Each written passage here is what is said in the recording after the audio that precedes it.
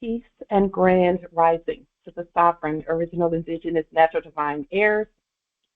Today is the 25th day of January, or January, 2026 on the ancient moon calendar, 2026 on the ancient sun calendar, 10,067 on the ancient Yoruba calendar, 5786 on the ancient Hebrew Israelite calendar, 1447 on the ancient,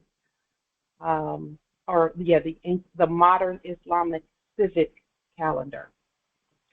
All rise and stand and remain standing into perpetuity and in alignment and according to the ancient Noahide laws as stated by this Holy Congress. This is a sovereign living ancient Article 3, Moorish American Al-Moroccan Universal Court action. We are the divine sovereign living justices and Aqquisitionne Pauline Ritchie. My free chosen sovereign appellation is like tajiri Bay. All are in capitis diminutio nolo, in red ink, in proprio personam sum juris, in proprio solo, and in proprio heredes. We are capit et corpus juris legalis, which is our statement that we are the and legal, natural, living head and body for our empire. All Moors are the original indigenous, sovereign, ancient, Al-Moroccan, Moorish American ascendants of the great pharaohs of Kemet and of the ancient Moabites, Canaanites, Shemites, Israelites, Cushites, Hittites, and Tartarians. Our full faith and trust, our allegiance, our honor, our credit, and our energy are hereby vested in ourselves, for we are the people who are the original indigenous, natural divine, sovereign ancient Moroccan Empire. We're the de jure Moorish National Republic federal government. We are ancient Washington District for Columbia. We're the Universal Moorish American Consulate, and we are the Earth-wide Article 3, Moorish American Consular Court. We are the law by our sovereign status, which is the original indigenous, natural divine, sovereign ancient Article 3, living United States District for Columbia Court. And we are the sovereign fiduciaries, original creditors, executors, divine ministers, possessors, grantors, grantors, and title trustors for all causes for action. And our system is the trustee. We are peace. We are one nation, one state, one empire, and one God. We hereby recognize ourselves and accept our sovereign divine ascension. We do possess in our custody all land, all natural resources, and all commerce. We, the true living God nation, are peace, peace, peace.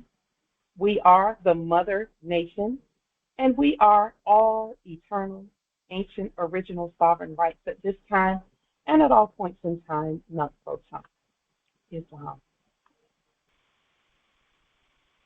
This that we are opening this Congress with here is so important. Please remember this. We are reminded by the ancestors throughout the day to slow up,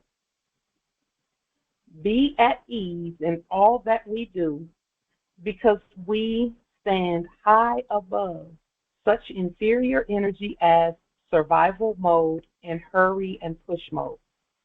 For the first 7 years, we felt like we were on a treadmill and we were running at top speed for 7 years straight. No breaks, no chill, no nothing. Just work. Because we had things to do, things to accomplish. Well, the ancestors are making it clear to us now that we can relax. We're not in survival mode anymore. And, survival mode for us wasn't really as if we were going to die out because we live forever.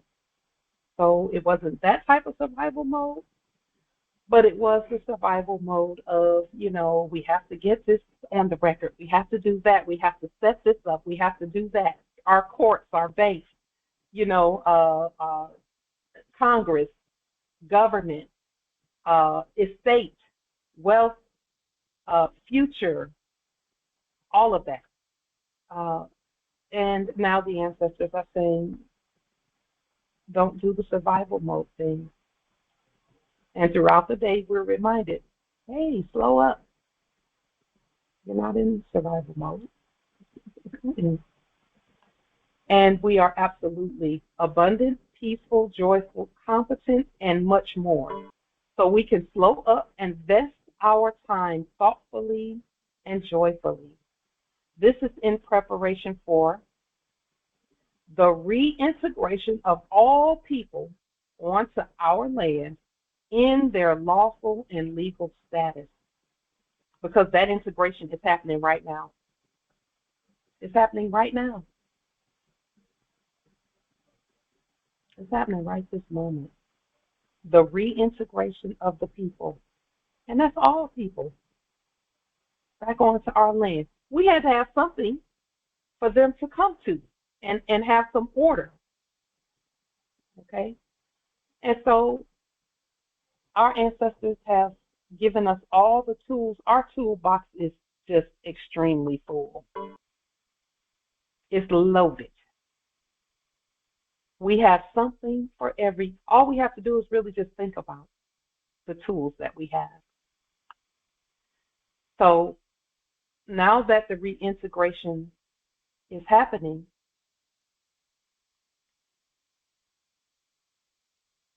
this week we thought about the question, how did our ancestors build so exquisitely without accruing or using debt? So we dug into more of what the ancients did.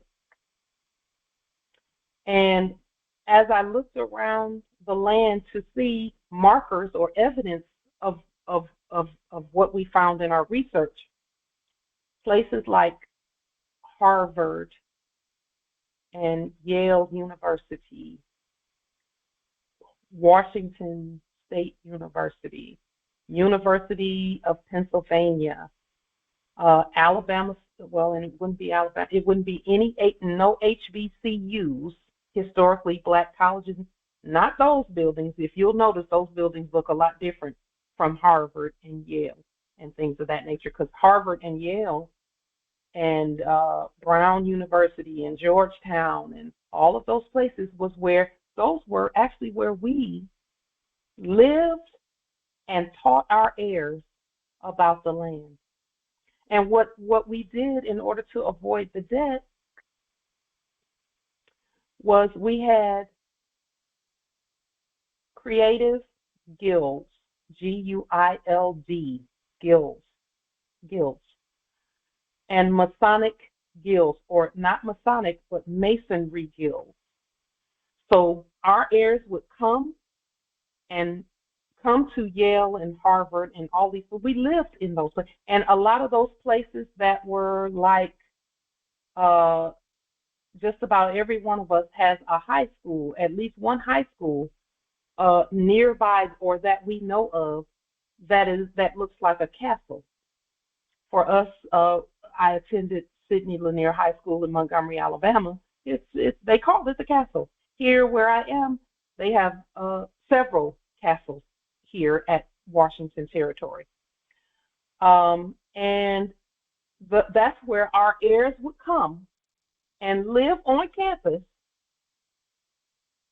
in the castle, and we would teach them the crafts, masonry, mechanics, agriculture, science, inventing things. We invented automobiles. We invented,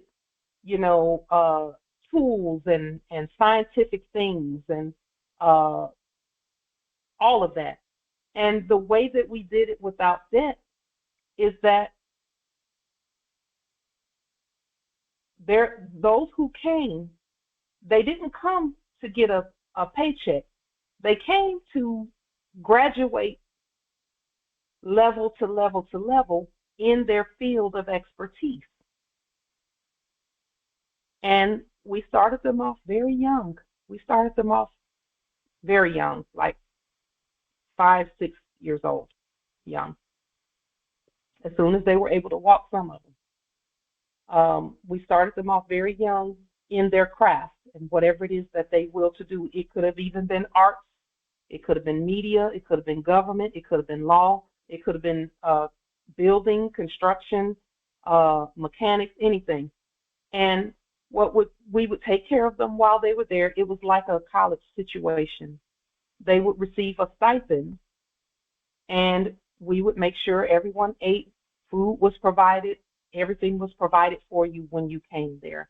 And you spent your time not worrying about how you're going to pay for it, but looking at your craft and perfecting your craft. And with each level of craftsmanship, you gained knowledge and reputation for being a certain type of craftsman. And this meant the empresses as well. The empresses did all the things because we were actually, we taught a lot of that, a lot of the sciences. Just think back, Empress Isis and all of those who worked in science and who knew cloning and cell therapy and gene therapy and things of that nature. So as the more our heirs became knowledgeable, then their housing, once they moved off the campus and started growing and teaching others what they know, their housing got bigger and better and bigger and better and bigger and better because of the more apprentices you had, the more and the more expertise you had. That was how you gained bigger, better living conditions for you and your clan. And things got so much better for you because you were passing the knowledge on to all of those who came. And we didn't even have options about whether we were going to learn things. We just had to pick something that we loved and then go to that particular campus and learn it. Whether it be, some wanted to be, thespians or actors. Thespians is what we called them. We didn't call them actors. We called them thespians. Some wanted to be painters and things of that nature. And you would literally do your, whatever it is that you were really good at, you would actually have hands-on experience. And you would be building and working in the territories, doing whatever it is that you were good at. Some of the Moors provided entertainment, some provided music and dance, liturgy, and everything that we did was just superior. It was superior.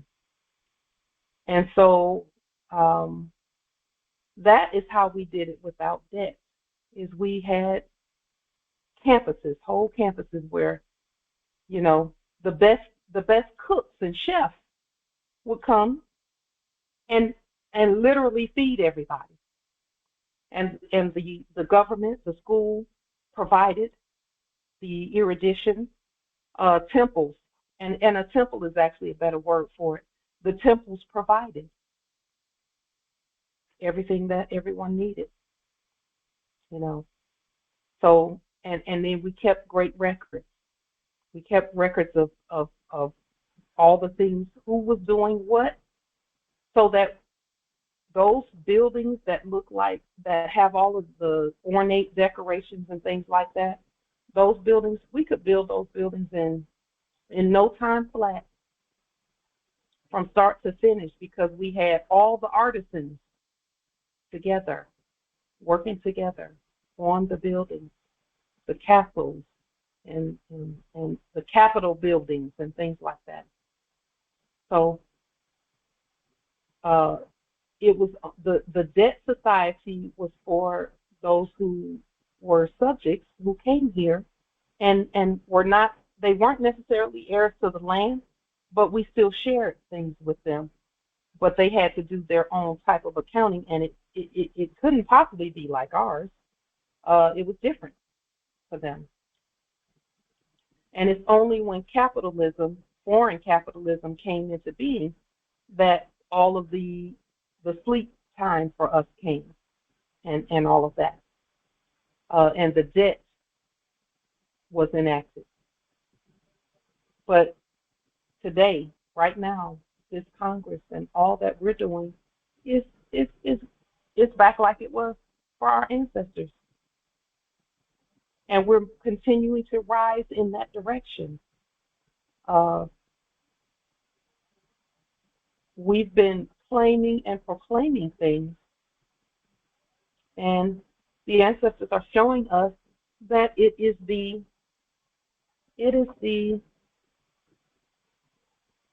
ancient things that we must claim more so than the modern things, because everything that we will to manifest is manifested by way of the way our ancestors did things.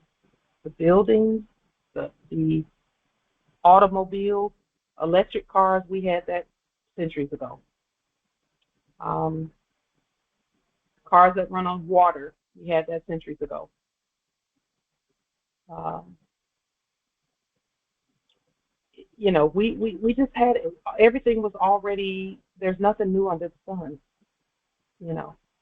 And so we're moving back in that direction, or forward and up in that direction, with the things that we're doing.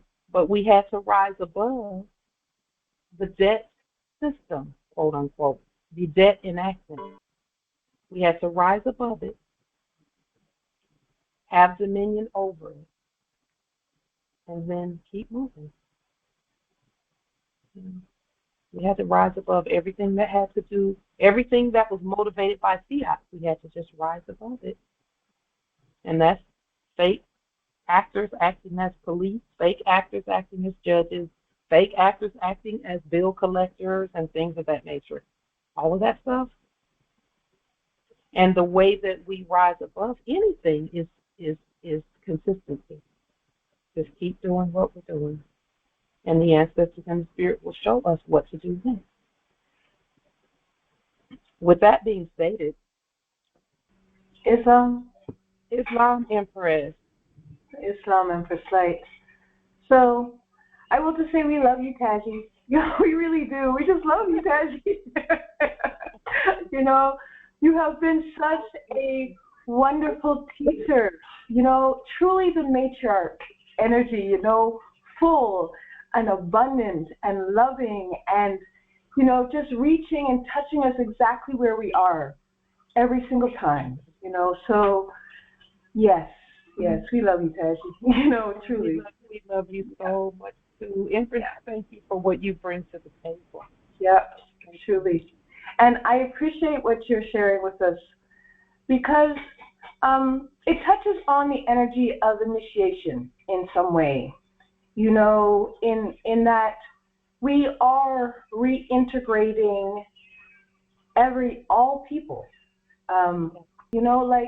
There's laws that we will to put in place in many different areas of our, where we are on our territories. And I will for us to come together and bring that energy together, that synthesis together, that Moors are, on the land. Because it's true, I talk to many people on the land, and they have unique perspectives on it, on like what would work and what they're experiencing, and, when they're subjects, the kind of regulations they're under that they're trying to work around. Many times that's how it's stated, and I think it would be good for Moors to come and just put the law in place as it is to be for the land. Well, Empress, that's what we've been doing. We just have to continue to do that. Yes. Become more specific and more direct. Yes, exactly. In the more specific areas where we feel like that would make a difference, and put everything back in more alignment, because in a lot of ways it feels like a shaping and putting it back into place as it's meant to be. That is what is happening. Yes. So I yield. Islam. Oh, Empress, that's just clarity right there. Clarity. All we're doing is clarifying right now. We're clarifying all the things that we say, because we stated a lot of things over the last 8-9 years, a lot.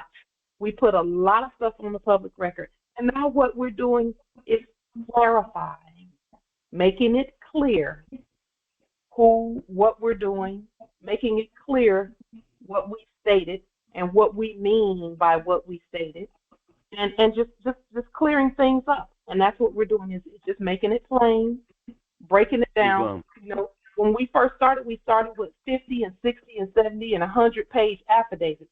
Well, now we know that we were speaking above the pay grade of everybody. Now we can simplify it and break it down and put it into practice. Islam, Justice Tony. Islam. If I remember correctly, Moors didn't do usury, so no, there wasn't debt. You paid for things as you went. I mean, and actually we paid really well. We paid for an honest slave labor. We paid honest because we have gold. We're rich. We got gold, silver. Yeah. So that's how we did business without debt. Yes. We can go back to that. I'm good with that. What we have to do, Justice Tony, is continue to put things right in our own minds by doing things with our hands in terms of writing it out and clarifying it, clarifying our word and then notifying and things of that nature. That's how things go from being non-kinetic to kinetic. Because see, most of us, myself included, I did not know that it was a non-kinetic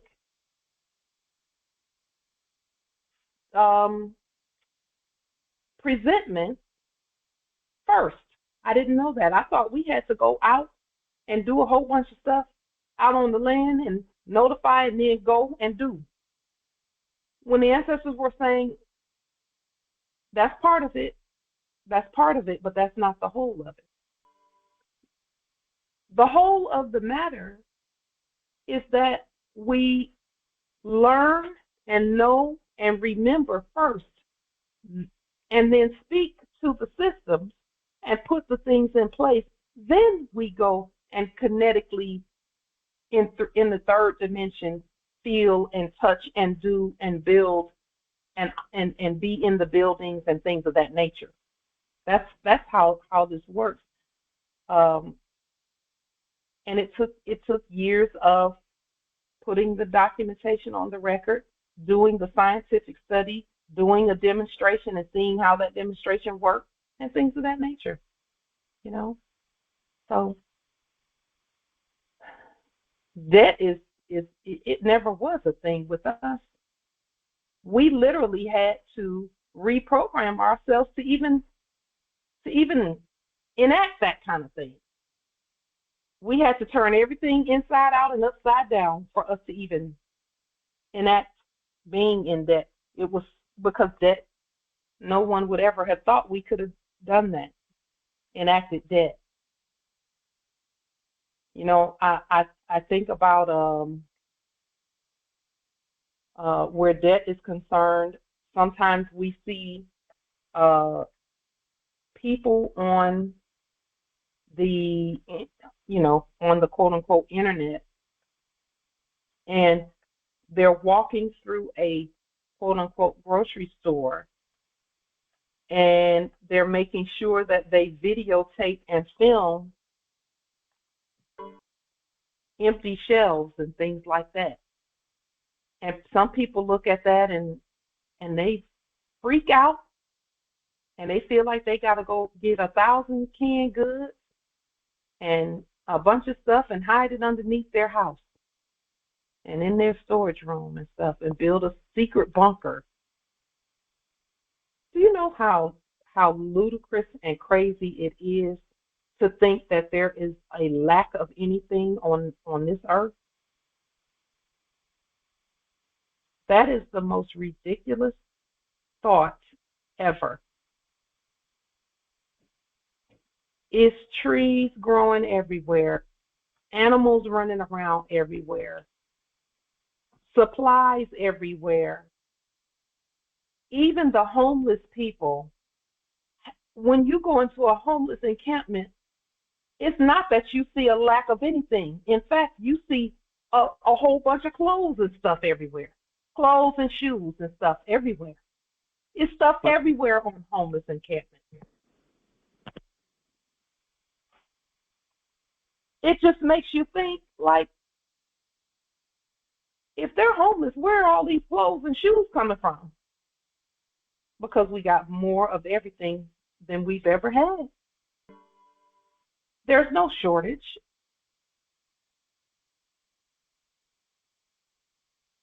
So then all we do now is just continue to do what we're doing. And I'll just say this.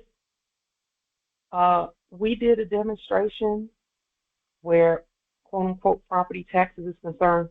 My consort and I worked together. He did his stuff the way he does it, and of course we do our moorishe documentation the way we do it.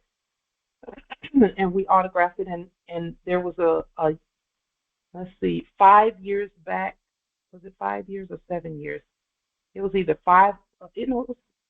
it was 7 years back where there was a refund to him of all of that, and we don't pay property taxes. But he and I work together. Now, if you don't have anyone, because he identifies with the all caps, but whenever I do anything like that, of course it's 18 United States Code, MIB or 1001B for us.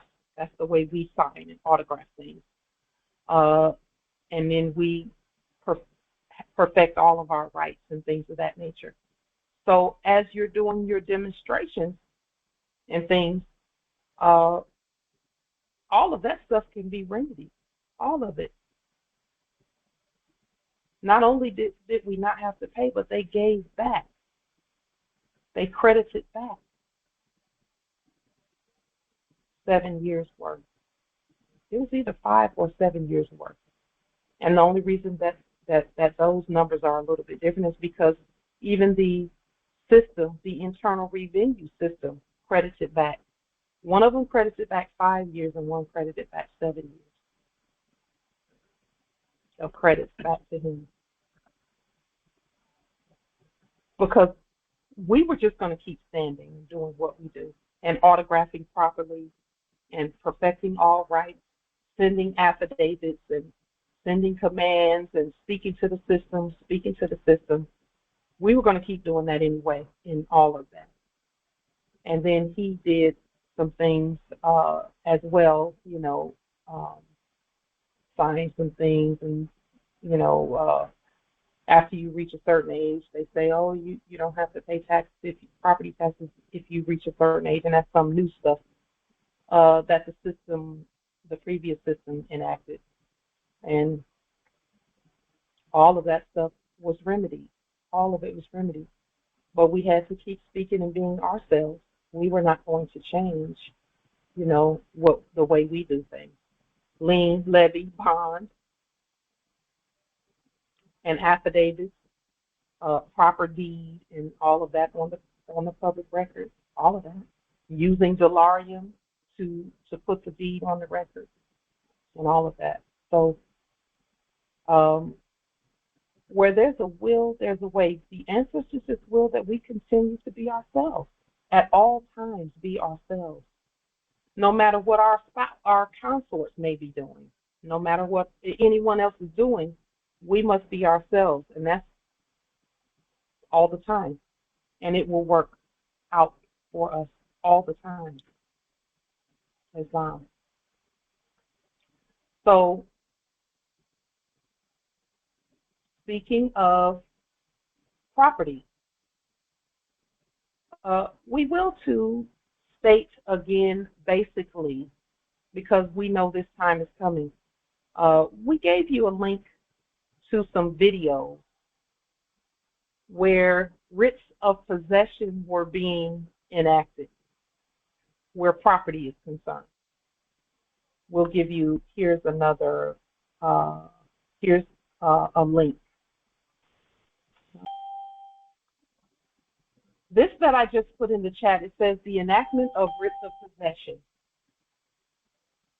And they just show how writs of possession are done over at the United Kingdom territories. I will tell you that we had gone over writs of possession. This Congress has some years back. We've shown the process. We would like to add some clarity to it, especially after seeing how they're enacted over at, and it's an enactment. It's not, it's a corporate enactment, but it gives us a great sense of how writs for possession are demonstrated. The name of the video, and you could put this in. Just 1 moment. It says, if you can't pay, we'll take it away. That's the name of the video. We looked at writs of possession and how they did them there, and we watched a whole bunch of this on our, when we were adjourned from the platform. How they do it. And let me tell you that consent is a crazy precept. If someone comes to the door and you open the door, that's consent for them to come in, not just to stand there and talk over there, in those enactments. It was just some of the craziest scenarios, but I looked at it from the place of how writs of possession are done. So when we talk about writs for possession and restitution of ancient indigenous property, there are processes that we have shown this Congress on how to accomplish that. There has to be a lien, a universal commercial code 1 lien in place. There are processes that must be in place before a writ for possession and restitution is issued. Now remember, Moors, these are things that we don't have to get dressed up in a sheriff's costume. We don't have to do that. We send the word and notify the subjects in the office of. Okay? Subjects in the office of are not actors, they're subjects. And when you send the word that a writ for possession and restitution has been put in place, you just send it, and then you be prepared to wait. Be prepared to wait. And when I say wait, I don't mean be prepared to wait 5 years. That's not what I'm stating at all. What I am stating is be prepared to hear from the system what has happened with your process. We're scientists. We send the word out and then wait and watch and see. Okay? Because from what we can see and from the demonstrations that we've done, when we send the word and clarify with clarity of process, clarity for that particular process, what has happened is that whoever is, if there be some actor occupying, that they find a way to move, to get out of there. And most of the time, just based on our intention, they'll move before the word even gets to them. That's what we're seeing. So this is just to add clarity to the process and to have things done the way government does it. Islam. The way government does it, and then proceeding properly. This is not a rush job. We were watching the quote unquote eviction process where in an enactment that was being done, where all of the documentation was coming to us from those that were going through that test. And it took like 3 years. 3 years of them enacting that. And so we know that it wasn't about the test wasn't about fiat. It was about those that were going through that process. So with that being stated,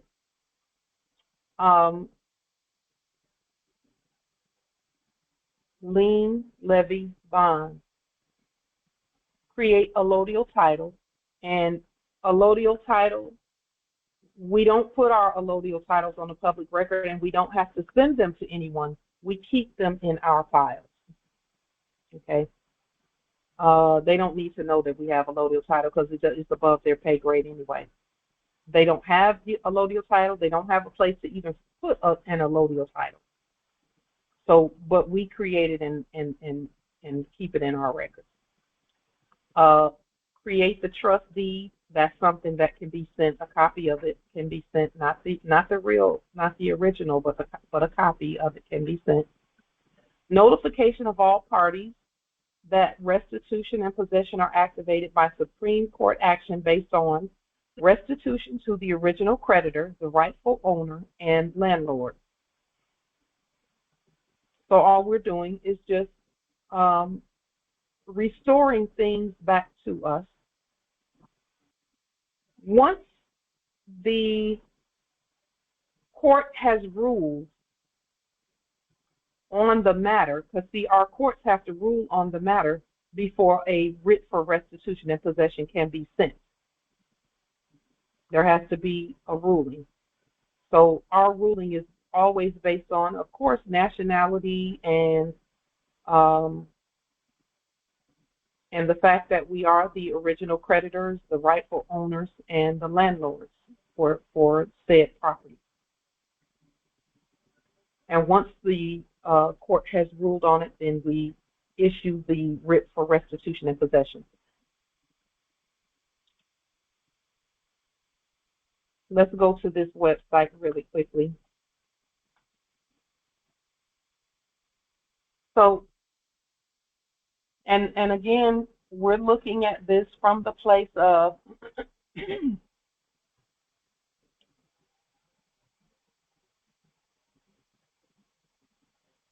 writs of restitution.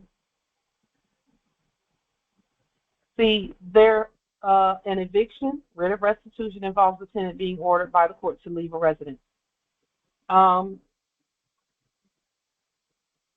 The basic steps are obtain court order to evict tenant. Now, again, the majority of the places that we've been looking at and whatever the ancestors impresses on us to do a court action, we do a court action. So usually, and again, a lot of those places are already vacant or vacated. Basic steps: obtain a court order to evict a tenant. So generally, we're not evicting a tenant, but what we are doing is stating that we're the rightful owners, and that whoever it was that was claiming that place, or whatever the system said about that, we're just rebutting that properly. Then it says fill out eviction data form. Landlord wishing to pursue an eviction should fill out this form before contacting the civil unit for processing. That form just gives the same information that our court actions give. Number 3, provide all items listed on the writ of restitution intake sheet. So we just look at that and restate it. And then tenant served, tenant will be served. And again, we can put something on the door post but it is preferable where sovereigns are concerned. It is preferable that we use our government mailing process, because they look at that. They look to see where did it come from and how did it arrive. Use the government mailing process. Tenant will be served. Detectives will serve the tenant or post a residence with a writ of restitution or court order. Okay, and again, we're the court, so that's how these things manifest. If the tenant has not moved by the date on the writ of restitution or court order, the detectives will assist the landlord in evicting the tenant. Now, again, the places that we're even looking at are not places where someone would just post up and be like, this is my house, because we're not even looking at places that small for us. We're not. We're looking at things government-wise where that can be of use to our nation. It says the detective's assistance will include enforcing the court order and ensuring the peace.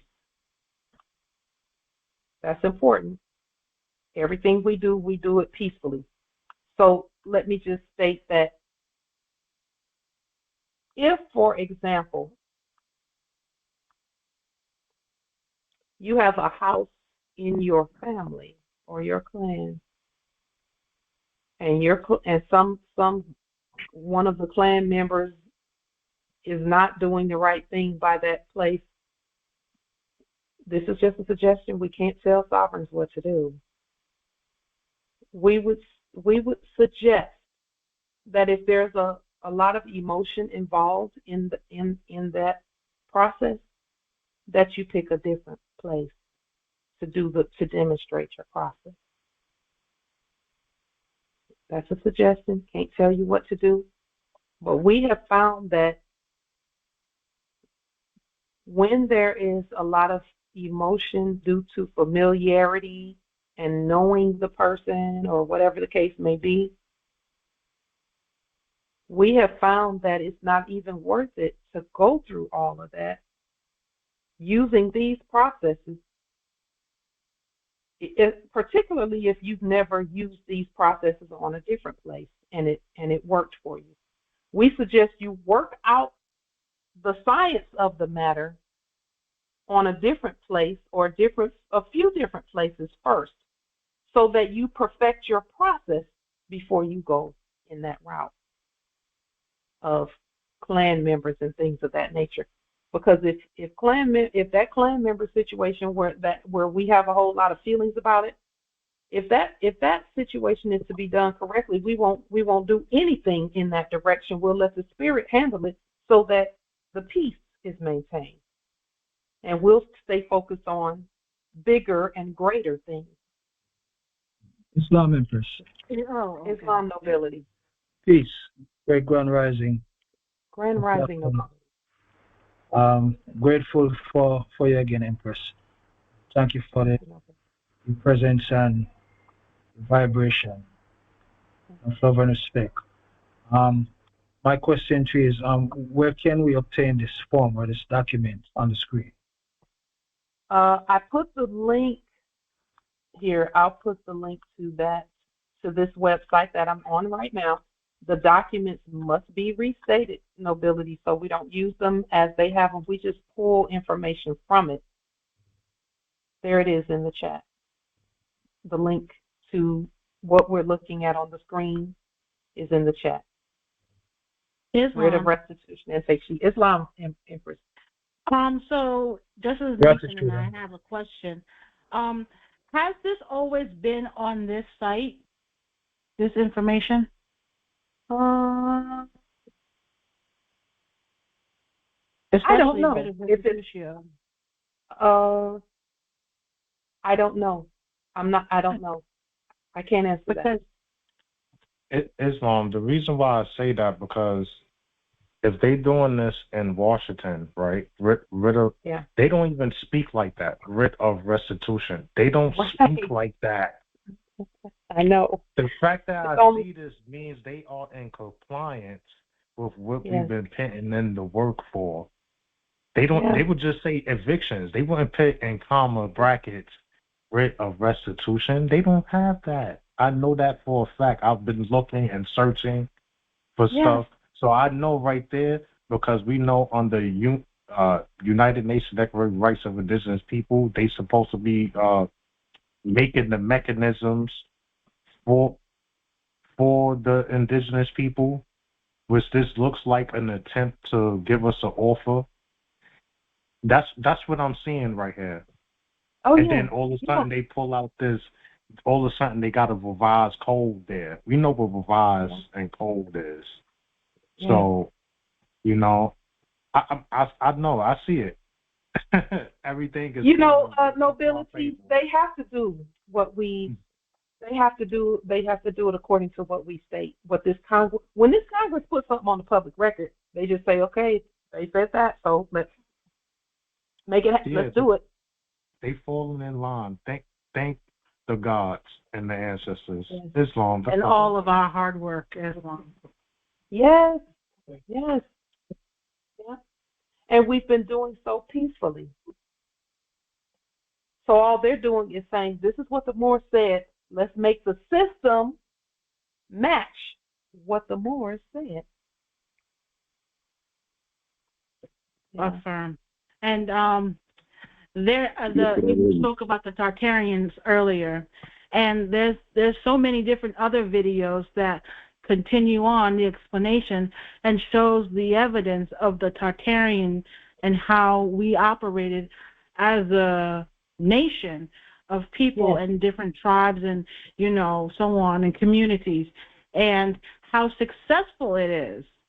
I mean, I was in tears watching the video and just seeing how, no debt whatsoever. And the things that were created by the hands of the guilds. And by the way, Nate and I, we looked up our family names meant and the guild system that it was attributed to. And we was like, okay, wow. And so also, like, everything, like, and that ties into Greenland, because there's ancient technology there on Greenland that it's got a huge space field that won't allow nothing that's not nature in. And if it does, it'll destroy it and you'll get lost in the sauce. And so just as Nathan was explaining to me, like, there's the weather machine is probably there, and that was built by the guilds because of the ancient technology and so on, the Tartarian empires and stuff. He said it was a ship, but it's beautiful. Moors. Beautiful, and the architecture and all of that. Oh my goodness! But and our architecture is all around us. We just didn't know it was ours. That part. But now we do. I love it too. Because, it's everywhere. It's everywhere.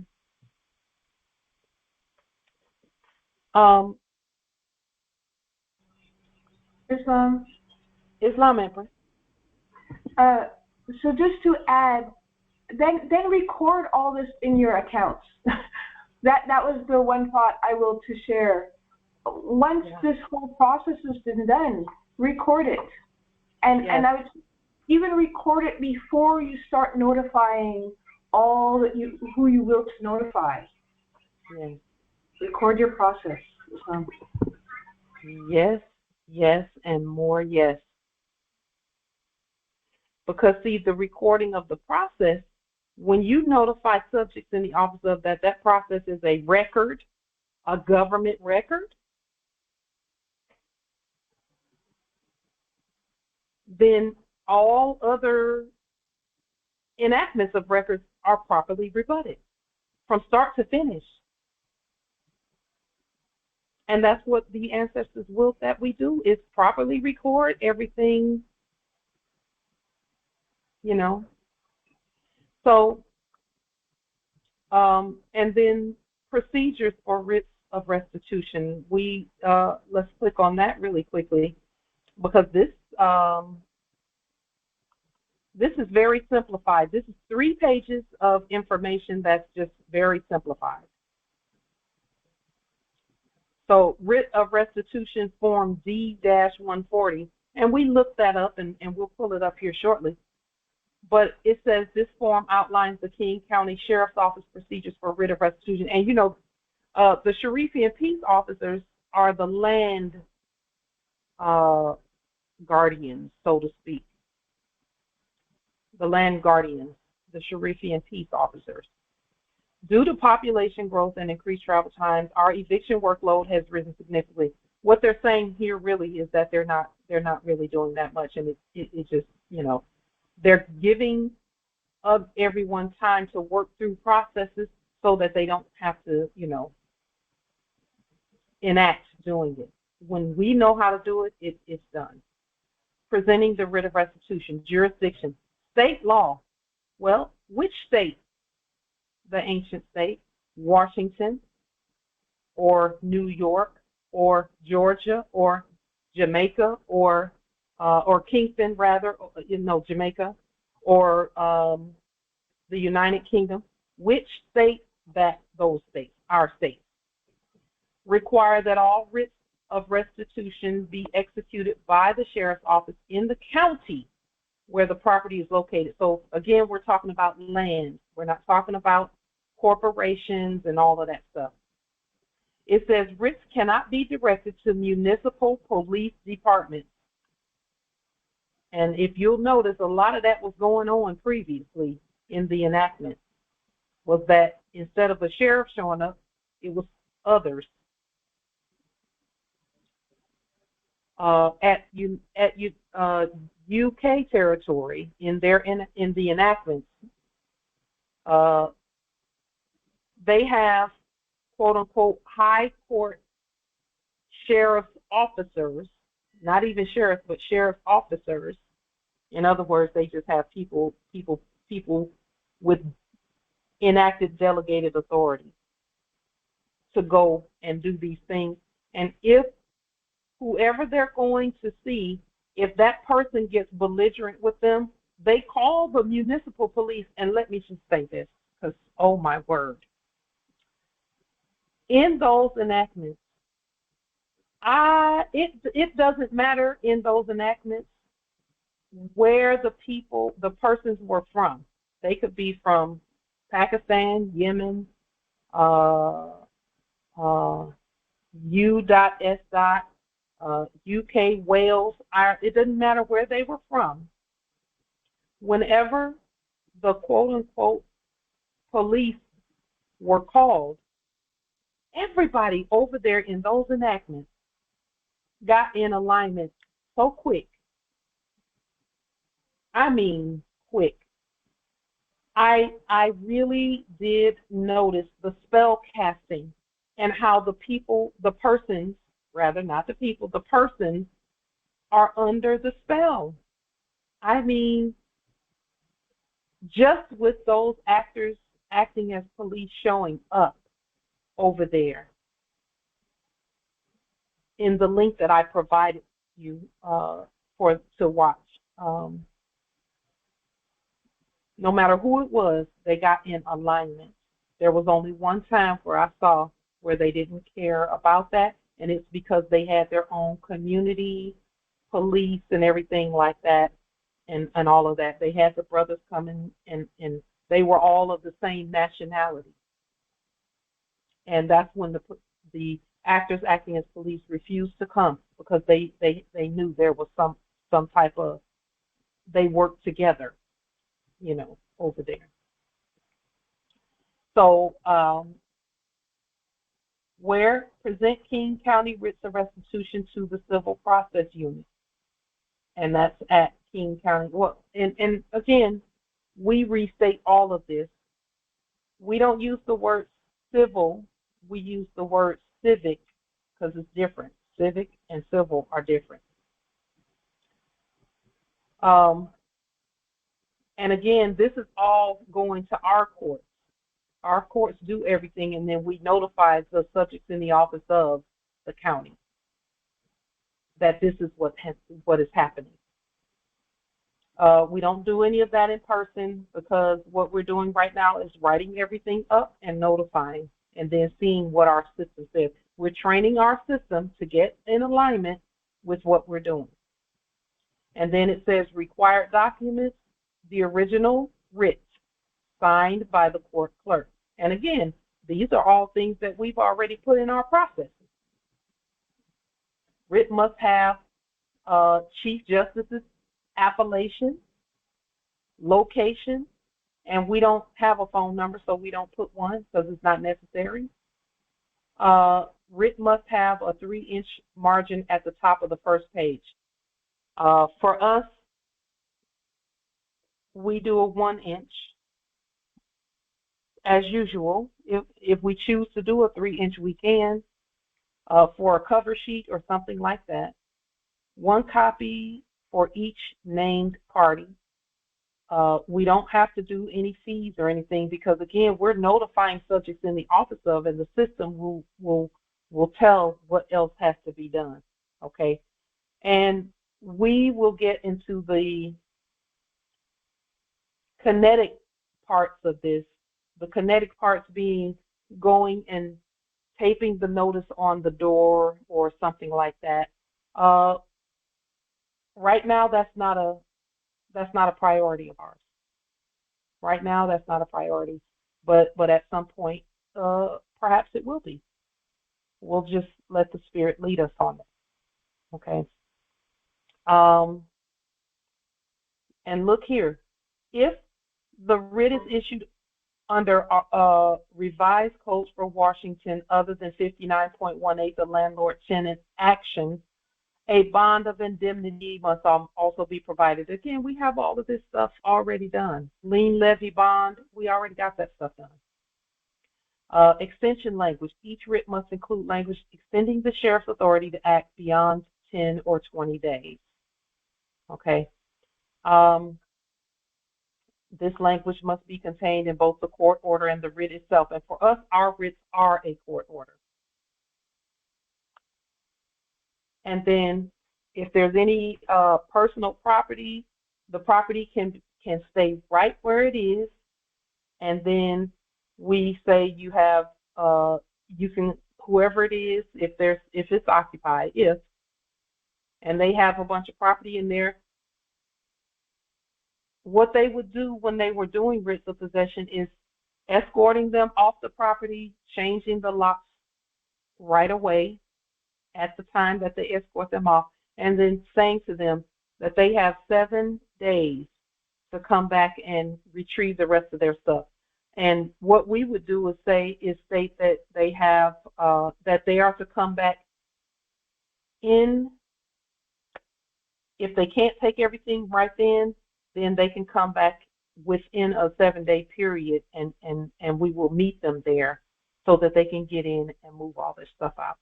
And again, with what we're doing, we're not, for us, and this is just us, our target is not individual properties.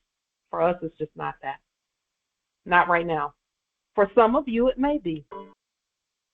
For some of you, it may be. For us, it's government properties where we can do things and work and build and things of that nature. Posting and effective dates. You can look at this. At the time of posting by the sheriff's office, the writ will be stamped with the effective date, the before which the tenants must vacate, the date before which the tenants must vacate. This date is the third judicial day after notification. We don't say service, we notify. And then the physical eviction, tenants, occupants have 3 judicial days after notification to vacate voluntarily.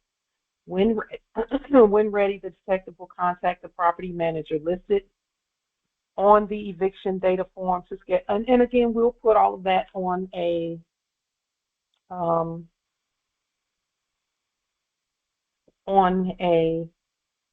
writ. We do everything by writ. We speak by writs and affidavits. Notify the sheriff's office immediately if the tenant has vacated, a settlement has been reached, a stay has been ordered. Failure to notify may result in additional charges. Okay. And then eviction day procedures.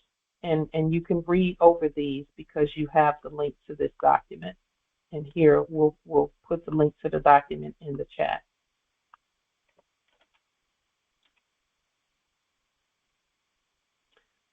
So again, we're not at war on our land, but this is some science that we are doing and looking at the processes and things like that.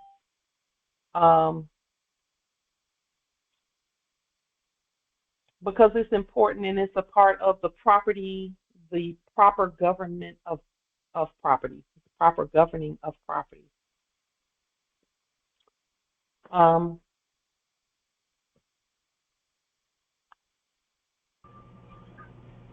Islam, I have a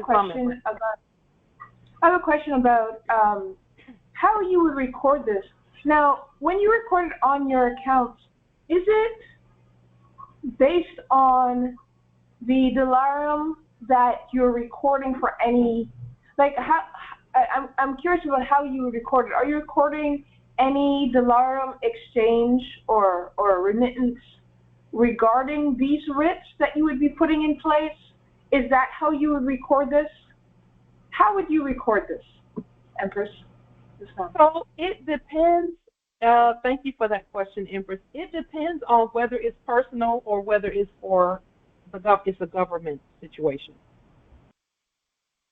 When it's government, there's no money amount associated with this action.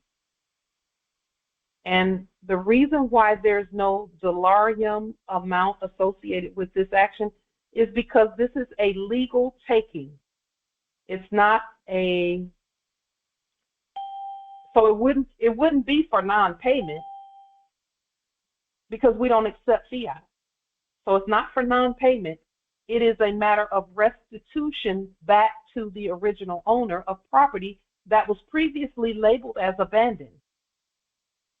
So it's really more of an eminent domain or eminent dominion taking. But it's definitely Fifth Amendment. So the way that I would record it is from a governmental perspective. It would be on the government page spreadsheet, and it would be stated as a Fifth Amendment restitution and possession for property.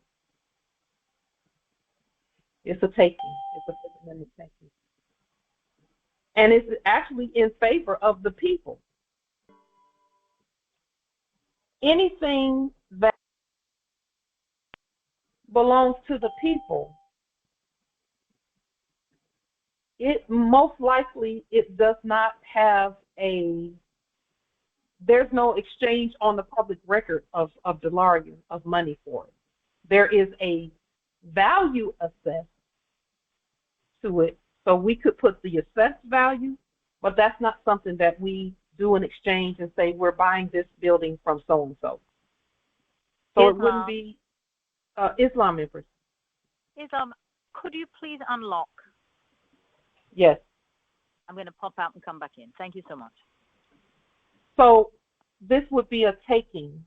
There is an assessed value, but the assessed value is such that it's going to be significant.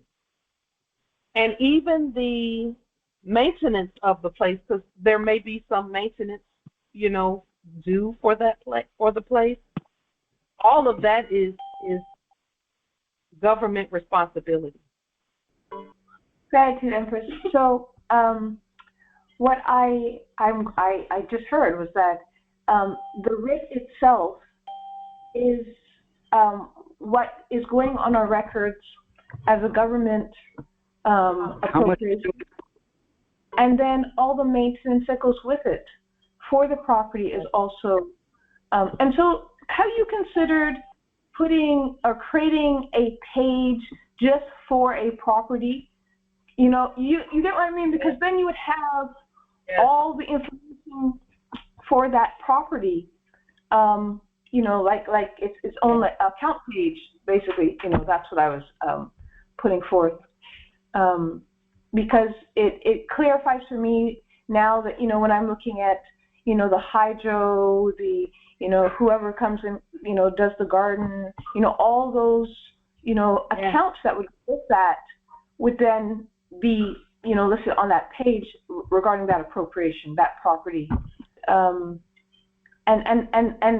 thinking about that in a broader sense, because some of those account suppliers would work for more than one property. So that's what's been going on in my mind about so hydro works for this property here, but it will also work for that property there. And so I would need to find a way to keep track of that, and so creating an own account page for it would be the way as well. Yes.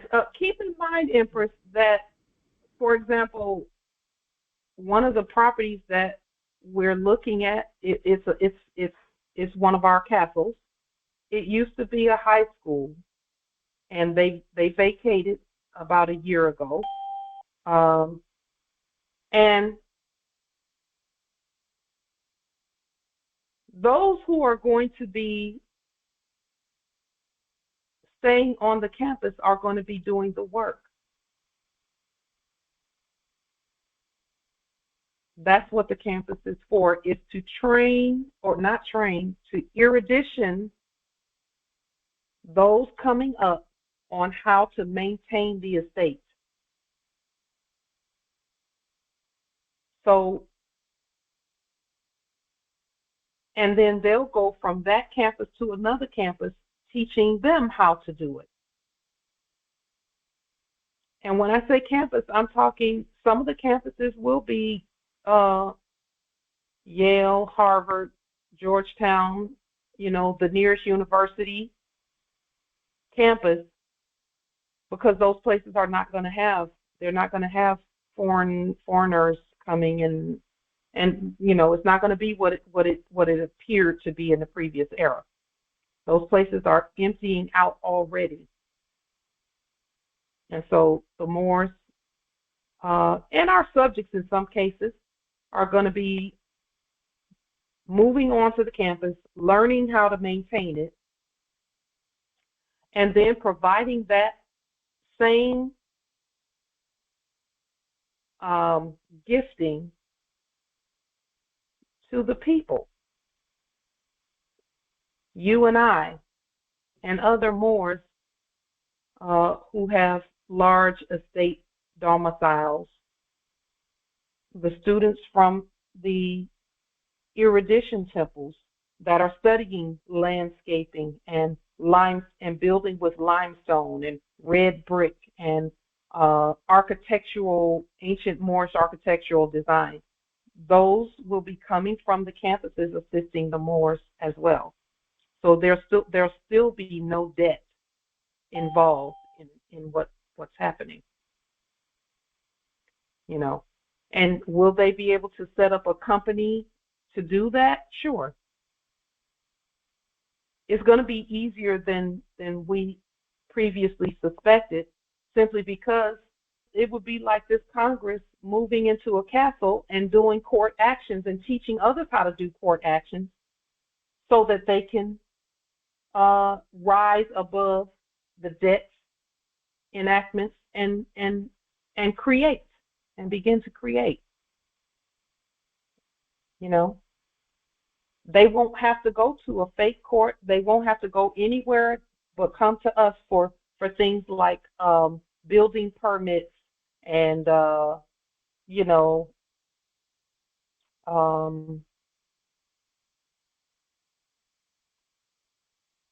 licenses to do things.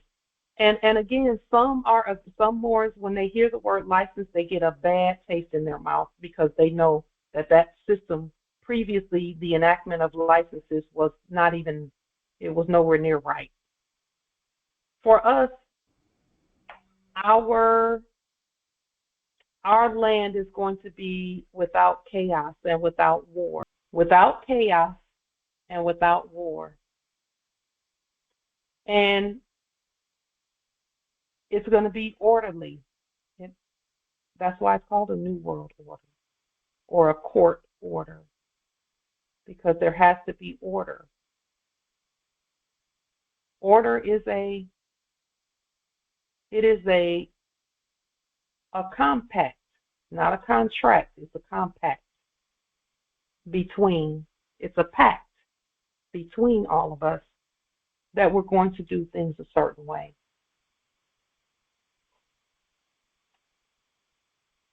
So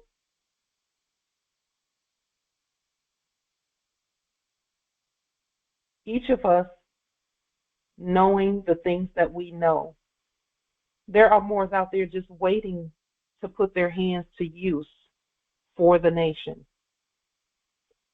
What were they worried about? A roof over their heads, food to eat, a place to stay, and how they're going to maintain. That is what the guilds and the masonry and the temples are for.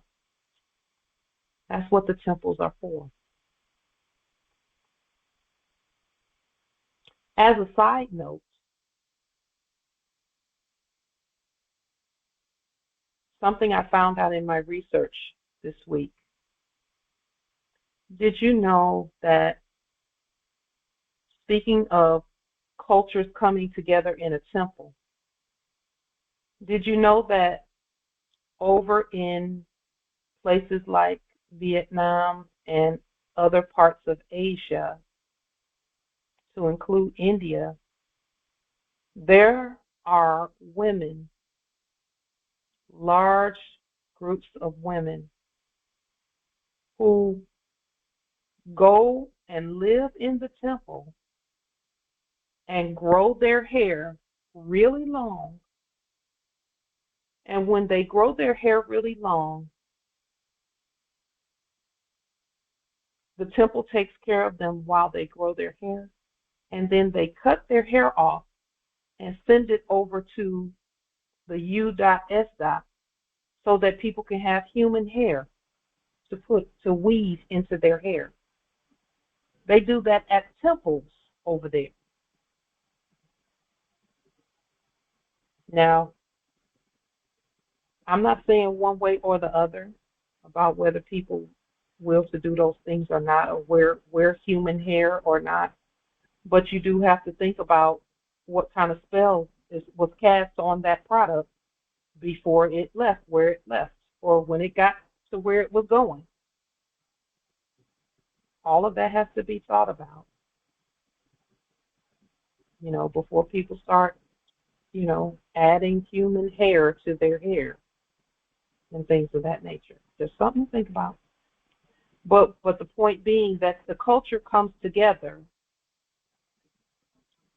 in a temple, and they do a form of commerce, and the women are paid a certain amount for their hair.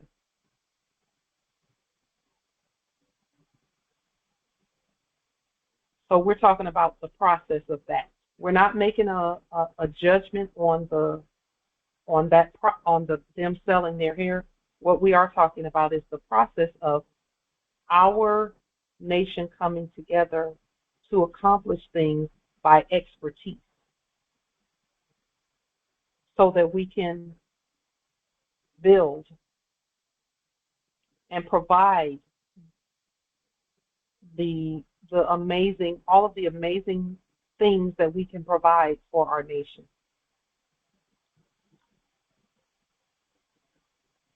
So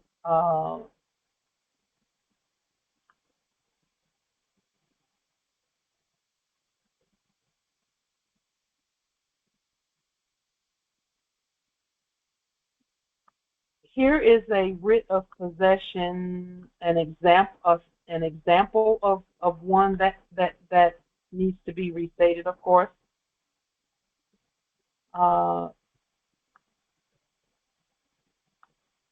Here. That's an example of one.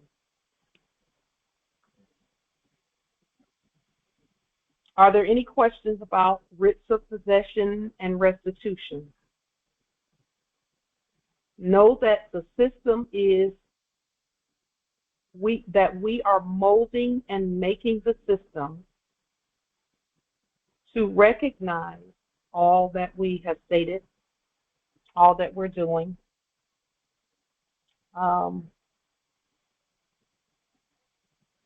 And we're just clarifying our processes, clarifying and clearing up. Writs for possession and restitution of ancient indigenous property. Islam. Any questions, comments, wisdom? Islam. That's Islam, Empress. Islam.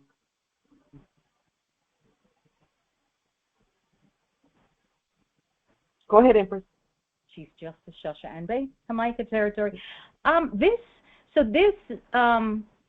says can be used on land itself that's being up for sale in the enactment by those whom are not Moors. So the same process would be utilized for this, and there's no one to evict.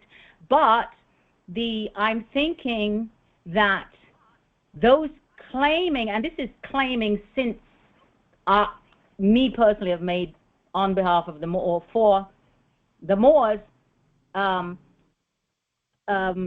realtor companies are now enacting having the property for sale. Same process, but they would just be added and have been added into lien levy bond. Yes. Correct? Yes. Okay. Islam. That was. I just wanted to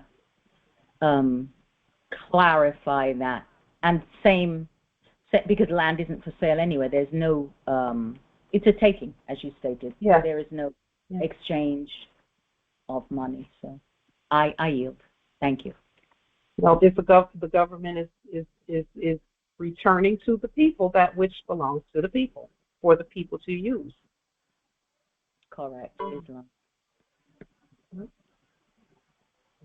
And this is in direct alignment with with everything that we stated previously. I see something in the chat that I will to address. Chief Justice Adrian Porter L. stated that the 1099-S I guess it probably just should be restated, most likely, where property is concerned. Chief Justice Adrian, I'm going to look that up really quickly. Because, see, here's the thing. Oh, no. Yeah. No, that's not necessary for this. 1099-S. Because there would be no really. Yeah, there's no proceeds with it. Right. Not necessarily. Non-employment income. Yeah, there's no income associated with what we're talking about at this point. It says reports proceeds from real estate transactions. For this, this would not be necessary. It's not really a real estate transaction. Islam nobility. See that was in real estate, for the real estate, for truth. Say again, nobility? I thought the 1099-S is for real estate. That would be for personal real estate that you're doing as an investment, right? Okay. So what is real property? All property is real property for us. Okay. So the way that I'm looking at my perspective on this process that we just spoke about is a government process. And when I say government process, this is not for Light Tajiri Bay to do something or to get a house that she wants to rent out to somebody. It's not that. This is for government properties and for our government to expand and to grow and to present ourselves on our own land. That's what this is mainly about.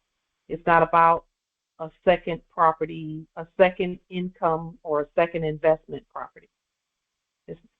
That's not really the perspective that I'm seeing this process for. However, you might be seeing it that way for you.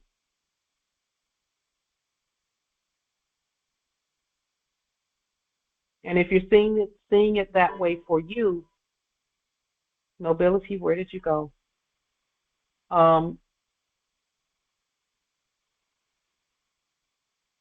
If you're seeing it that way for you, that's fine. You will, Chief Justice, if you're seeing this process for you that way, that's fine. You would just have to tailor it to whatever it is that your needs are, or not needs, that your will is. Islam, Empress. So I'm looking at this also now. Even one's domicile, because government work is, I mean, that you're in and you're doing government work from, then this would come under the same process. Yeah. Okay. Islam. I think he was referring to as investment or income, property that has income attached to it. And I wasn't even. Yeah. I had already moved on because I figured that was completed. Yeah. So this was just a new thought as I was listening for myself from the government perspective and recognizing that would be the same. Yes. Right here for the government that I am. Okay. Islam. Yes, indeed. Islam, can I say something? Islam, yes. I was looking at it from different view. Like the subjects in the office have to do the bookkeeping, and how they do their bookkeeping through certain forms, okay, which was already set up a long time ago. With the OMB form that's already in place, that lawyers been getting remedy of things from in the public. Okay, if you know how to do the process in the public. But what we're doing is everything that's private. So what we're going to do is I thought that maybe we can take what's in the public and make it private. Change it back from what it was back to the original state, which was private anyway. So using the 1099-S,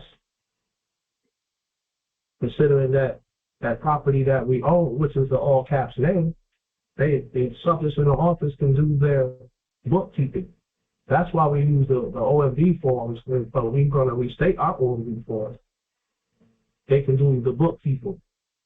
Because they got forms and stuff in the office that they have to abide by to do the bookkeeping of so-called oath of office that they took. I mean, they work it. They are subjects.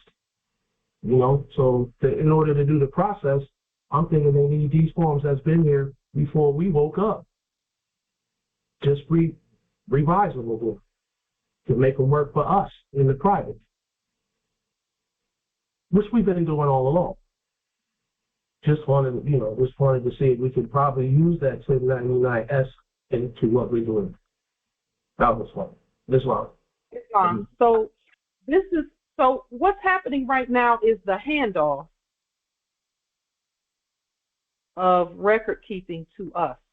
Okay, so whether the subjects will be doing record keeping or not, they're not doing any record keeping for me, for us. We're just doing the record keeping and notifying them.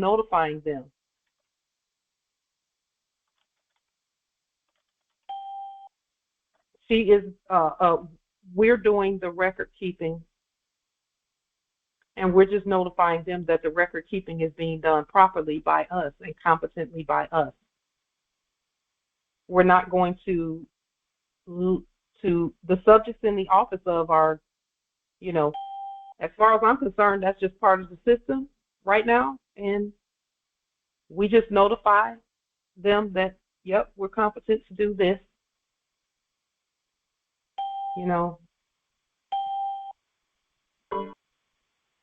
So, the subjects are not, they're not, what if they decide they're not going to be there? Or what if we decide that they're not going to be there?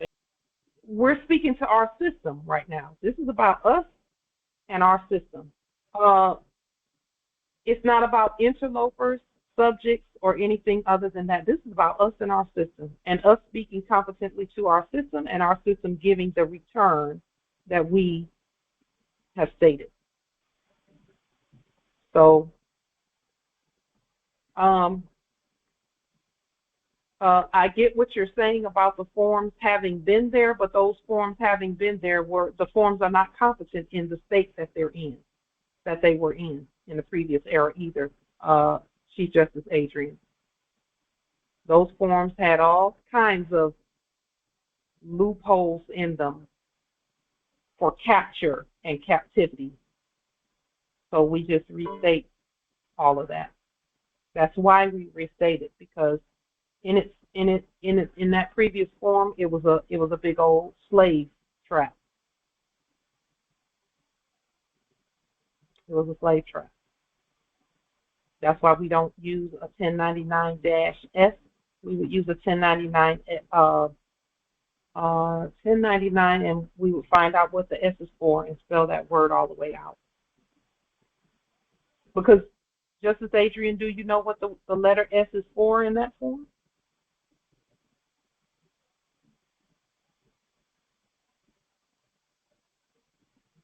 No, but I know you're going to tell me.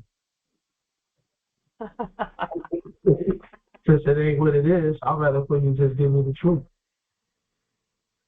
Well, if you're going to use a form, you shouldn't. And we don't use form. That's why it's called a form. It's not real. It's a form of something. Fact. So why don't you and I look that up together?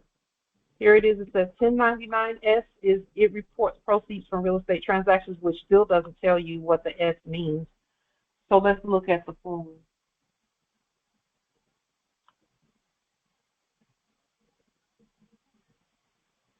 It says it's used by real estate professionals to report the sale. So the S is most likely for the word sale, 1099 sale, which is a boat term or a vessel term. Boats have sails. So because it's reporting the sale, then we wouldn't call it a 1099-S. We would call it a 1099 sale affidavit. And that's the issue with the forms, nobility, is most of the time when people are using forms, they haven't done the study on what the form really does, what it really means, and all of that. We all know what our affidavits mean because we author them. That makes us the authority for them. So that's why we would restate all of that. We would restate it and look up what the letters mean and all of that, and then give it our own definition. You know. So with that being stated, this is the process. It's 7 steps.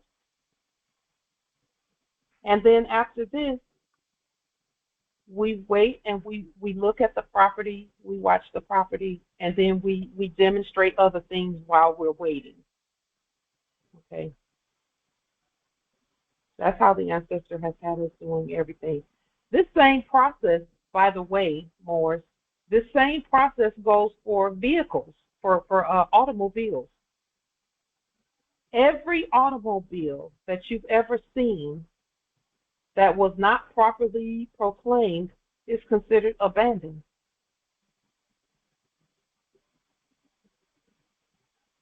So this same process for automobiles is the same, exactly the same. And you'll also see when you're watching the videos that of the links that we've given you for that show that says if you can't pay, we'll take it away. As you're watching that, you will see that if someone owed a debt, they called them a debtor, and they said they would go in and see if there's anything in the house that they could take to pay the debt, and if they didn't have anything in the house, they would just take the automobile, and they would put, take an immobilization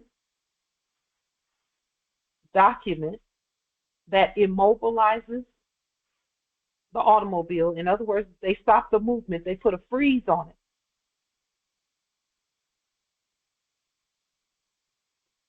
Until the debt is paid. And if they say they can't pay the debt at all, they just take the automobile and they have a tow truck take it and they auction it off. And they've done that with airplanes and automobiles and just every kind of thing you could think of. Recently, though, for the first time, I saw someone offer them gold jewelry.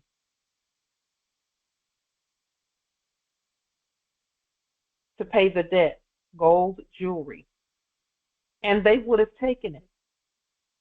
They would have taken the gold jewelry to pay the debt.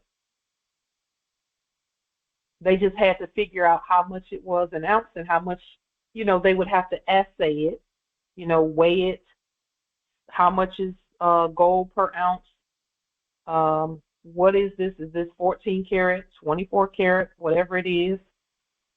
And then determine the value of it, and then see if the value takes care of the debt, which I found that very interesting. Very interesting, because that's an open door right there. It's an open door, especially since we don't accept fiat for anything.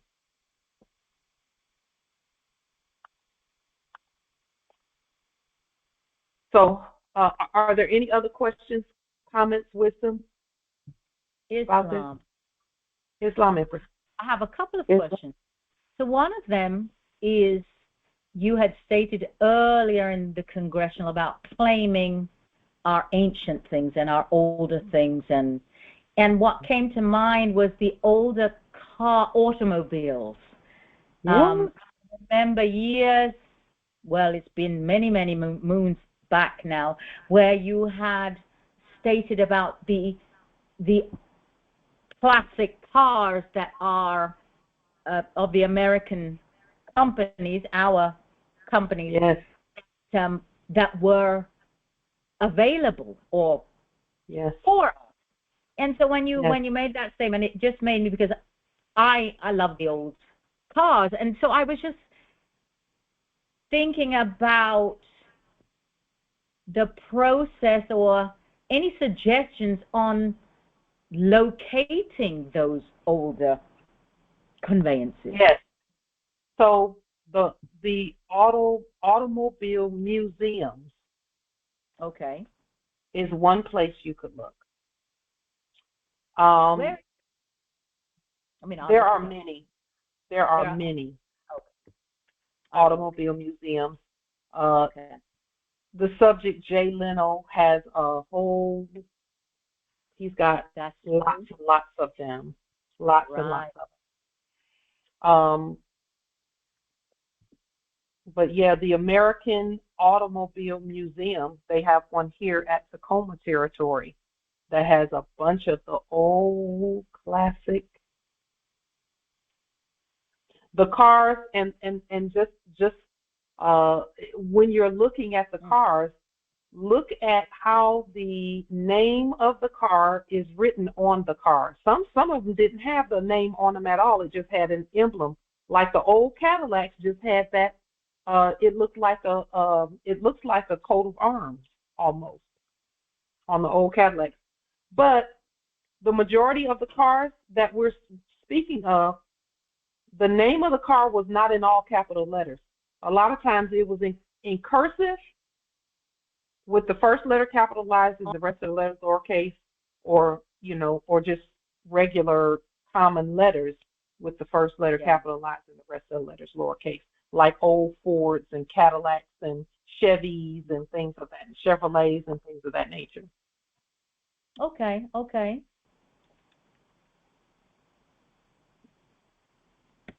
Do you all know that they have electric cars from the 1920s and 1930s that can go a long way on one electrical charge? And they look amazing.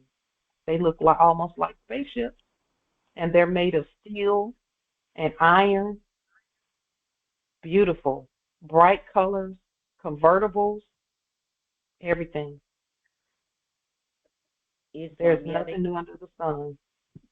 Nothing new under the sun. You know, something I came across in some research were that during the days of Prohibition, the people were making moonshine to run their cars, and that was actually one of, or the main reason for Prohibition, because the people were self-sufficient.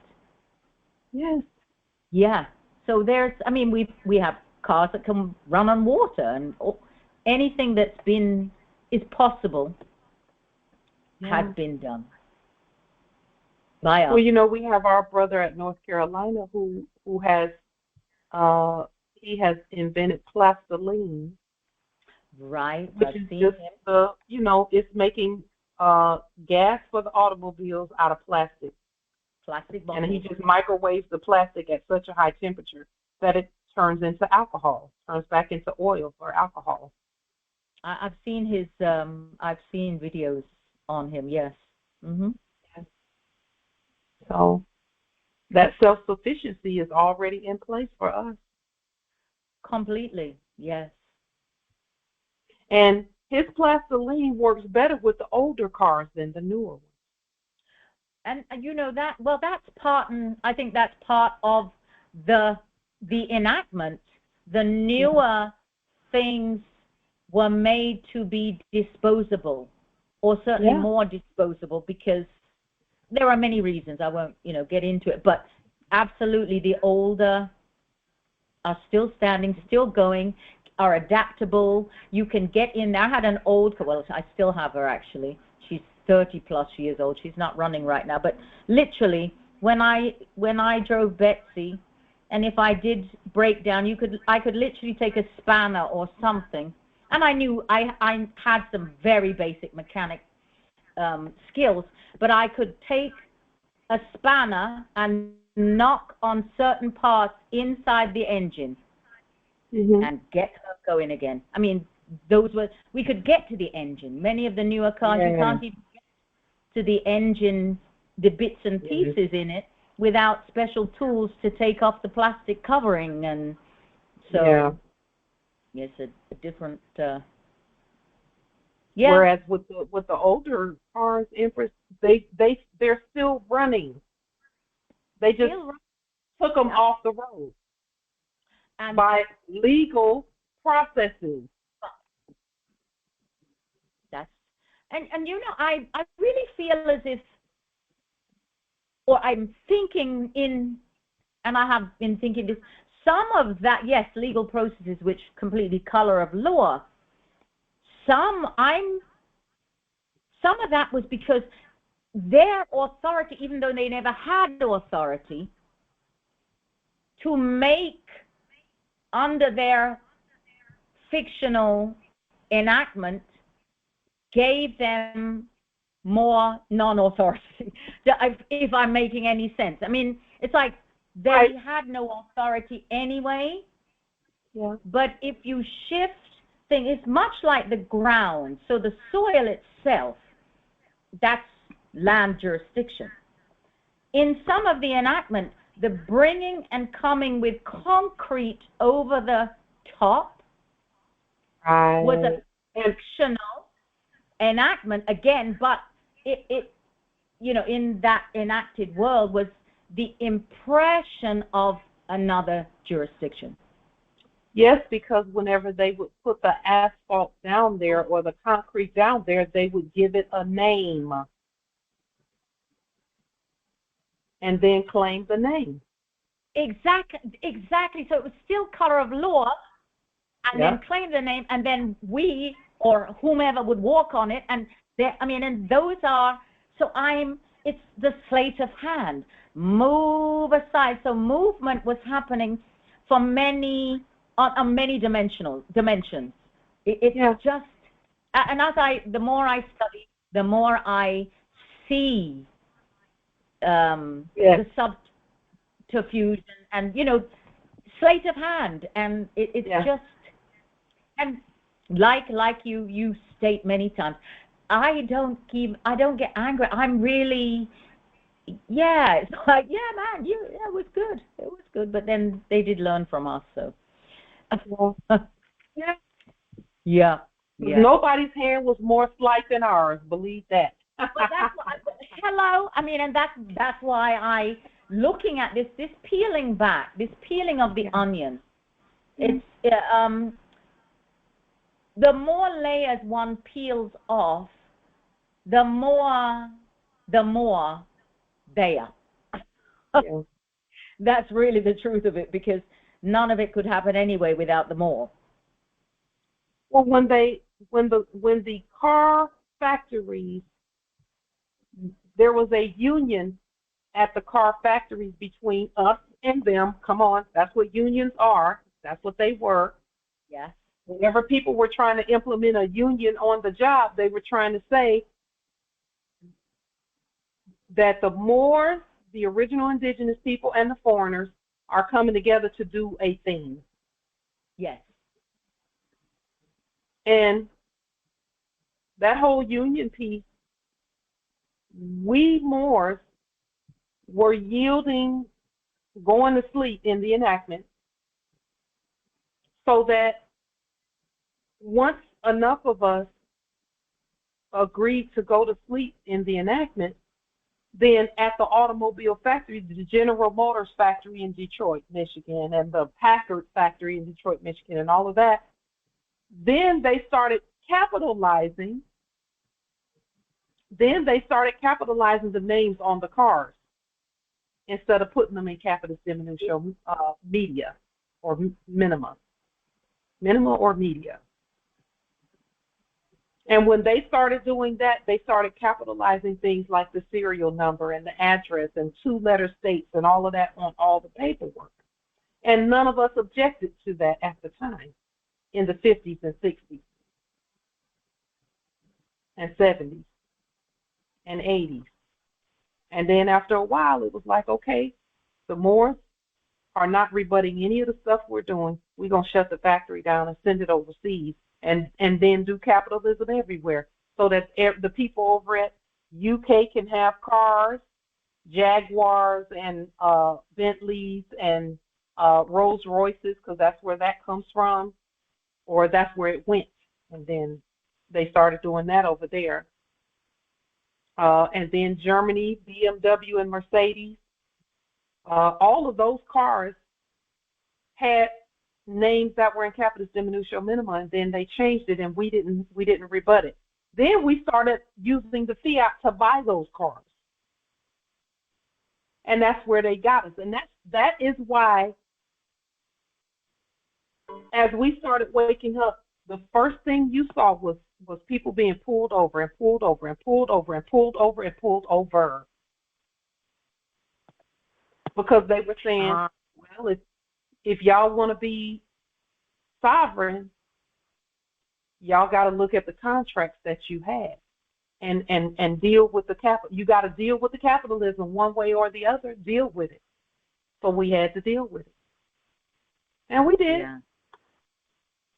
We did. But see, at first, nobody was going to tell us that was the issue.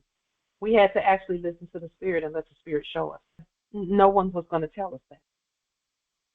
We had to figure that out for ourselves and then rebut it. And not only rebut it, but take dominion over the stuff that was being done. We had to do that. And we did it. It's already done.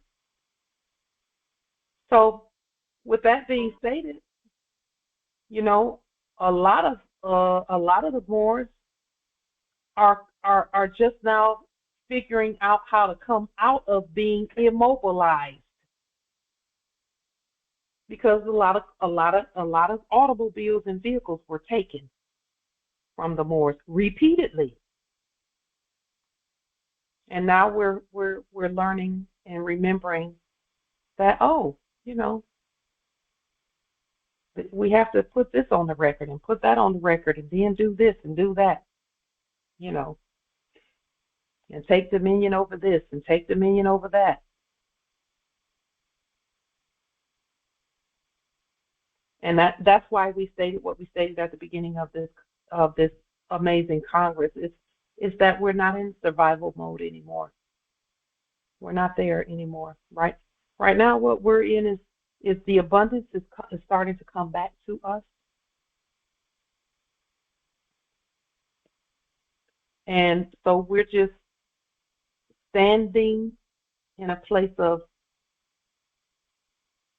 I wouldn't say relaxation, I won't say rest, although I'll say renewal. Right now we're standing at a place of renewal and being renewed, and things are starting to come back to us 30, 60, and 100-fold.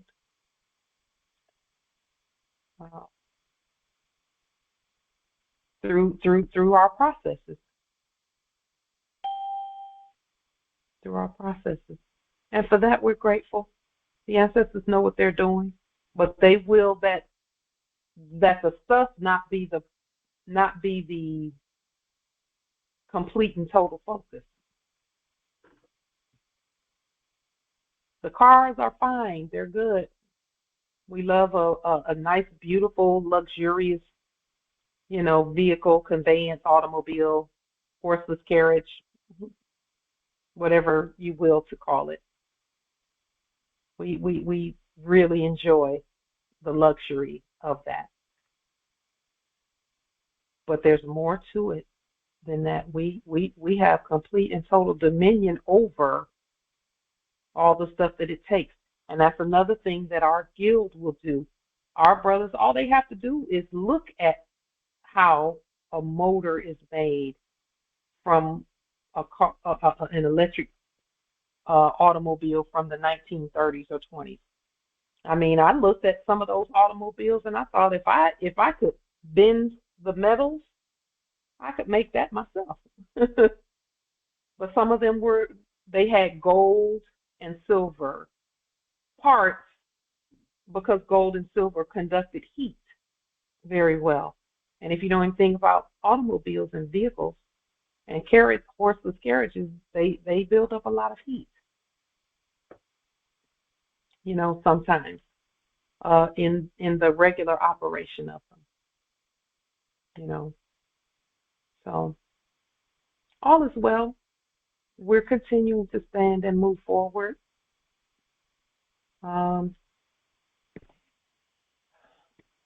picking back up on some of our salt production and things like that as well. And the way that I'm seeing the ancestors manifest, all that we're doing really is that we'll get started on something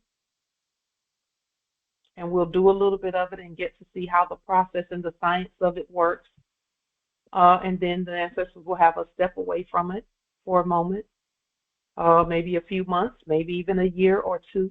And then they'll say, okay, now go back to that and pull that back up and see that there's a better way to do it, a quicker way, a faster way, a more efficient way, a way to do it without using fiat and things of that nature. And then they'll give us a little while to do it. And then they say, okay, if you wait another few months, we'll show you how to make that even better. So they continue to have us going and looking at all that we've placed on a public record, perfecting it further, making it work better for us. You know, some people thought that when we stepped away from things that we were putting things out there and then abandoning it out there, when that's not the case. The ancestors say, okay, you've demonstrated that. Now, let's have you look at a few things over here and we'll come back to that and put it all together. So all the tools that we have in our toolbox are used regularly. Some of them we use them, learn how to use them, and then put them down for a while. And then we pick them back up. And when we always find when we pick them back up, it's a better, easier, faster, more efficient, more profitable process for us. That includes with Delarium and everything. We'll come back and look at that again and upgrade, upgrade, upgrade. That's what's happening. And each time that we come back to it, we feel that it has strengthened and we feel stronger. And the tools are more efficient and they're better for our use, you know, to include our affidavits and writs. And now we're adding another process to that, writ for restitution and possession. And then we'll look at that for a little while, we'll demonstrate it a little bit, and then the ancestors will say, okay, now let's have you add something to them. All we have to do is be patient, keep doing what we're doing. We're growing, we're rising, we're already risen, really. So let's keep going.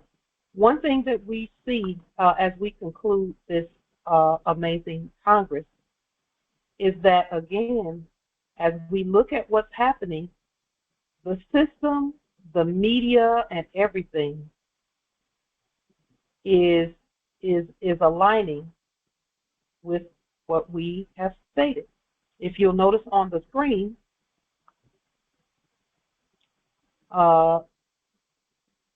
first name, more, gain, last name, free, man, stop calling him a black man.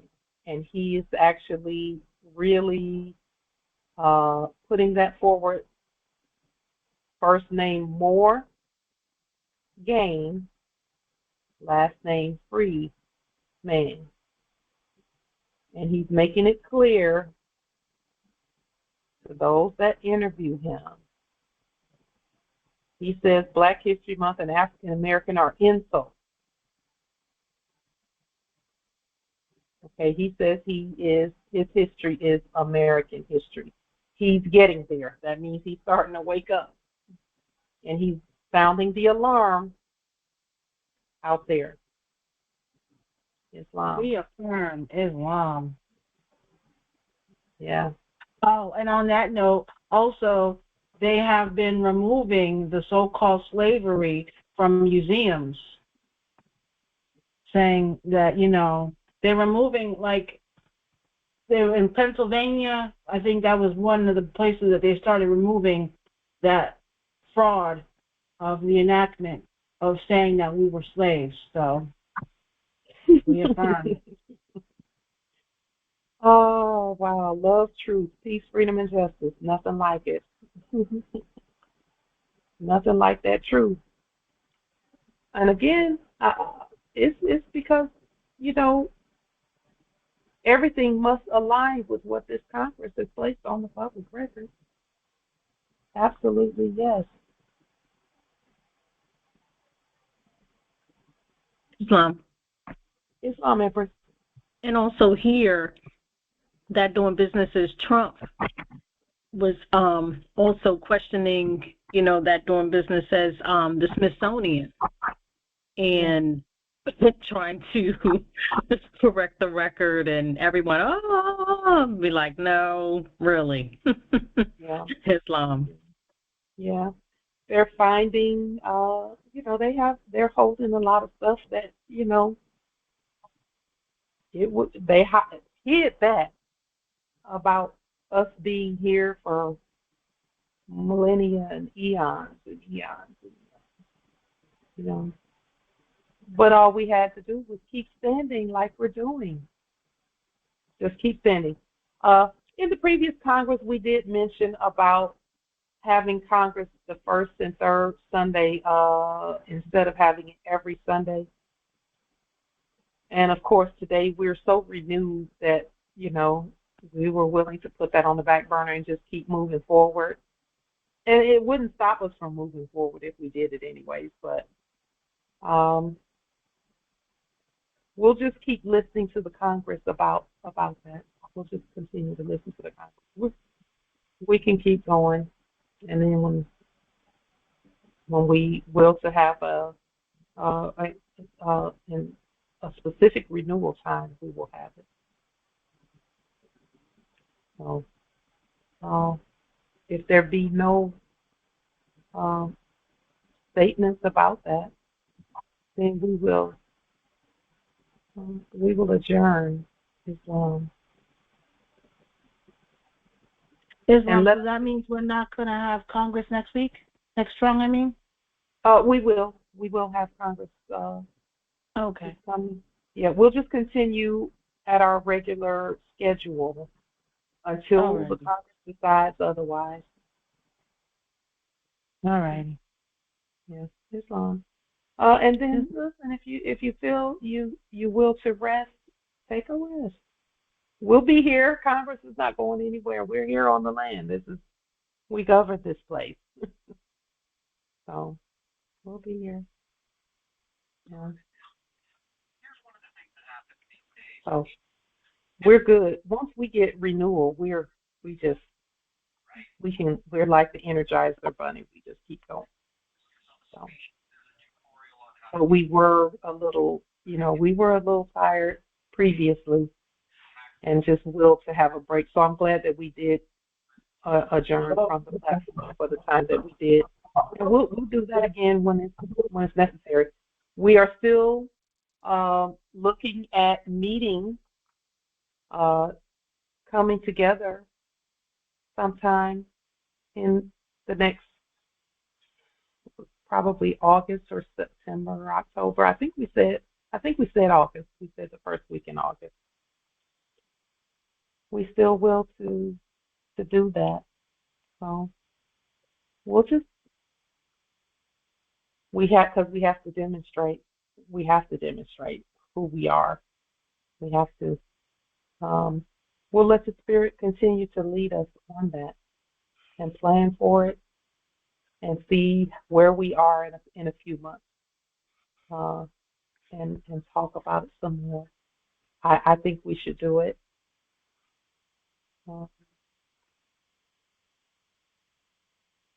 And we'll speak to that part of our system. Islam. Peace and grand rising to the sovereign, original, indigenous, natural, divine heirs. We'll see you on Sunday. Peace and grand rising. Grand rising. Peace and grand rising. Peace and grand rising.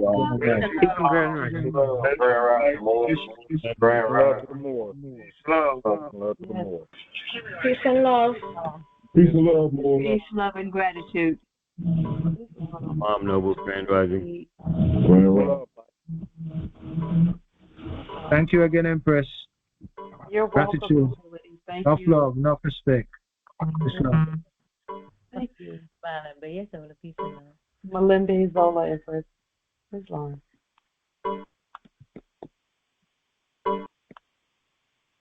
please. There we go.